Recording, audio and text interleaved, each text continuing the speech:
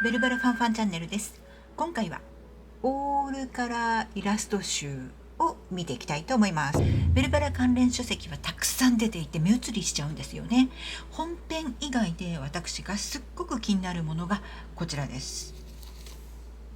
オールカラーイラスト集。オールカラーというキーワードに心が惹かれます。オールカラー、なんという甘美な響きなのでしょう。でもこれ新刊で購入すると3000円なんですよね。経済的に困り散らかしている私にはちょっと勇気がいる金額です。でもちょっと覗いてみたい。うずうずしていたら近所の図書館に蔵書がありました。ありがとう図書館。こちらは初版が2003年、現在が2023年1月なので約20年前ですね。 JTB から出版されています。 JTB は旅行会社の JTB でしょうか。確かベルバラ関連書籍で他にも JTB から出版された書籍があったかと思います。 JTB がこういった出版事業も行っているのは驚きです。それに20年前の書籍が新刊で手に入るとはさすがベルバラというわけで、今回はオールカラーイラスト集を見ながらいいところとちょっと気になったところをお話したいと思います。よかったらお付き合いください。いいところ一つ目、じゃかじゃん、オールカラー。タイトルにオールカラーイラスト集とある通り、全部のページに色がついています。私は連載時に週刊マーガレットでベルサイユのバラを読んだことがなくって、初めて読んだのは友達から借りたマーガレットコミックスでした。それに今のところ本編で持っているのはマーガレットコミックスと文庫版、大昔に買った中央公論社版です。つまりほぼ全てが白黒ページなんです。なのでカラーイラスト集にワクワクします。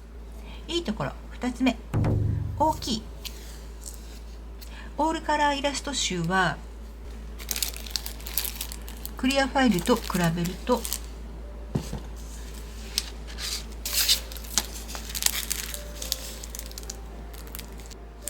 これくらいの大きさです。少し小さめですね。 B5 版でしょうか。ベルサイユのバラ大辞典とだいたい同じくらいの大きさですね。もしかしたら週刊マーガレットと同じ大きさかもしれません。先ほど申しましたように、私が持っているマーガレットコミックスだとこれくらいですね。そして文庫版だとこれくらいの大きさの違いということになります。もう倍以上の大きさですから、すごい迫力です。それからこの大きさだからだと思うのですが、ペンの運びとか色の濃淡がよくわかります。オスカル様の美しい蒔絵を形成するペン先の出発点からくるんと毛先へ抜けるタッチ、水彩絵の具の薄まった淡い感じ、色台のロココ風装飾などの細部に至るまでしっかり見て取ることができます。それからおっと思ったのが、オスカル様が盾事を持っているイラストでイメージできるでしょうか。太ももがあらわだったのですね。うっすらとエロティシズムを感じます。いいところ3つ目、文字がない。オールカラーイラスト集という題名だけあって文字は一切入っていません。50周年アニバーサリーブックには、例えば1972年週刊マーガレット何号のようにそのイラストがどこで使われたのかが明示されています。しかしこちらの本はそれさえも書いてありません。あくまでもイラスト集であることに焦点が置かれています。だから見るときも絵だけに集中できます。その分本編では気づかなかった繊細な部分に気づくことができます。ではここからは気になったところに移っていきましょう。気になったところ1つ目、読むところがない。これは先ほど申しましたいいところの3つ目と相反するのですが、申し訳ございません。でも文字情報が全くないのもちょっと寂しい感じがします。例えばこれってどこで使われたんだろうとか、あ、これ見たことがある、どこだったっけなと思っても確かめるにはこういう他の情報源を当てるしかないんですよね。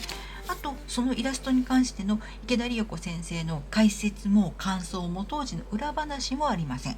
なのでそういうのを期待すると物足りなさを感じると思います。そもそもこれはイラスト集なので、解説や裏話のような文章を加えるとコンセプト自体が変わっちゃうのでしょうがないのかなというふうには思いますけれどもね。気になったところ2つ目、高い個人の感想です。この本は2023年1月現在でも Amazon で新刊で購入できます。価格は3000円です。あくまでも私個人の経済状況の惨状が原因なんですけれどもね。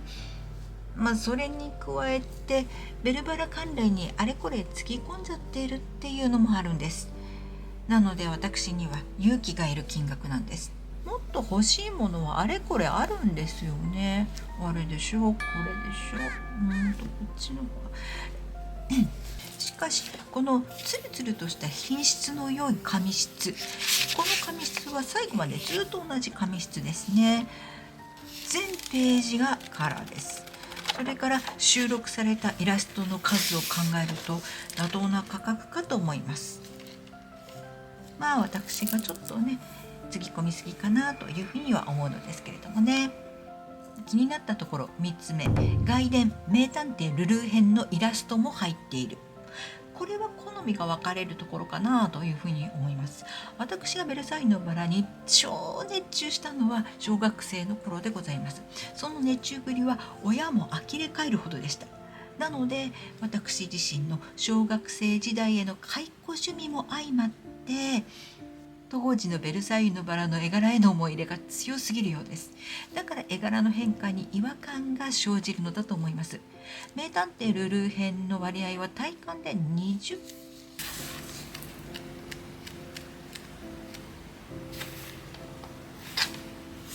これくらいが名探偵ルルー編ということになります。ちなみにマーガレットコミックス11巻のエピソード編の初版が2014年です。なので2007年発行のオールカラーイラスト集にはマーガレットコミックス11巻から14巻までのイラストは入っていません。外伝1、2、つまり名探偵ルルー編までしか収録されていません。ついでに言うとマーガレットコミックス11巻から14巻までのエピソード編は1巻から10巻とは違ってカラーページが収録されています。これは紙版でも電子書籍版でも同じです。今回はベルサイユのバラオールカラーイラスト集をレビューしました。 Amazon の説明欄によればベルサイユのバラ連載時のカラーイラスト外伝を含むを完全収録カラーイラスト集だそうです。収録イラストは70点余り、学装可能なイラスト5枚および初公開の幻のイラスト白鳥を含む永久保存版ということです。連載時のカラーイラスト外伝含むを完全収録とはすごいです。あと学装可能なイラスト5枚というのはどういうことなんだろうかなというふうに思ったのですが、このように裏面が白紙になっているページのことだと思います。最初にこれを見た時になぜ裏ページが白紙になっているものと白紙ではない両面ページが印刷されているページがあるんだろうなというふうに考えたのですが、これは最初の5枚分が学装のためというふうに考えれば納得できますね。でもこれおそらくですね、ミシン線が入っていないんですよね。わかりますかね。ミシン線が入っていないんですね。学装するものに関しても見えないかな。ミシン線入っていないんですよね。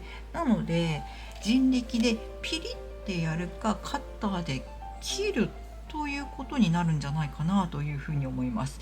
とても私にはそんな勇気はありません。初公開の幻のイラスト白鳥というのはおそらくですね、このボックスに入っていて、今ちょっとこれ空なんですけれども入っていたこれがそうじゃないかなというふうに思います。これ白鳥かなとこのカラーイラスト集発売の時にこちらが初公開だったのですね。なるほど、道理でこれほぼ見たことがないなと思ったわけです。最後までご視聴ありがとうございました。この動画ではベルサイユのバラオールカラーイラスト集の良かったところと個人的に気になったところを挙げました。でも全体的に言えば紙が全てツルツルのすべすべ、全部がカラーですごく素敵です。それにこの大きさの大迫力でなんてったって豪華、間違いなく一見の価値はあります。自分へのご褒美やプレゼントにしても喜ばれると思います。気になる方は概要欄から Amazon をチェックしてみてください。